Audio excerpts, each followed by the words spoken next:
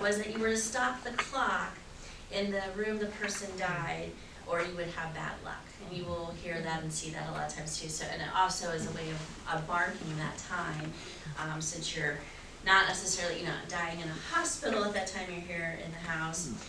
If you hear a clap of thunder following a burial, it indicates that the soul has departed and has reached heaven. If the deceased has a good life, flowers will bloom on his grave. If he has been evil, only weeds will grow. So I will leave you with those superstitions today. But if anybody has any questions about the items we have here today, I will try to answer those. How long were the black armbands for men a mourning thing? I think they only went like 6 months, so you had to be I mean, like, what's the latest time period? The reason I ask, being on It's a Wonderful Life, when George Bailey's dad dies, George is wearing the ribbon.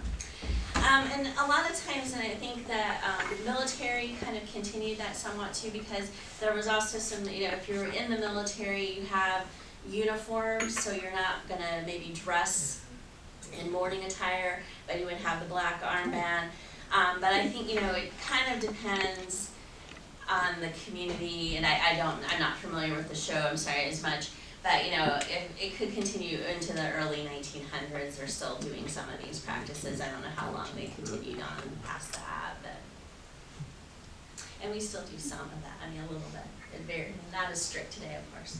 Any other questions? You're welcome to take a look at the hair.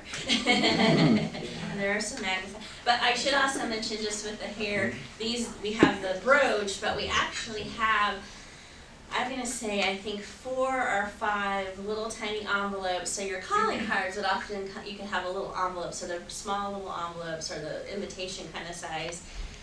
We have 4 or 5 little envelopes with hair. 3 of them are actually Benjamin Harrison. And Mary Lord Harrison did cut a piece of his hair, a lock of his hair, at his death in March of 1901. So it is just an envelope in our collection. So she didn't make any fancy thing out of it. And then we also have a couple of locks of hair. One of them actually from May Saunders Harrison, someone in her family. Unfortunately, it's not identified, and I don't know if it's actually like a lock of one of the children's hair. And then we have Caroline's grandfather, Mr. Scott, her grandfather. We have a lock of his hair tied with a little ribbon and in an envelope as well. So.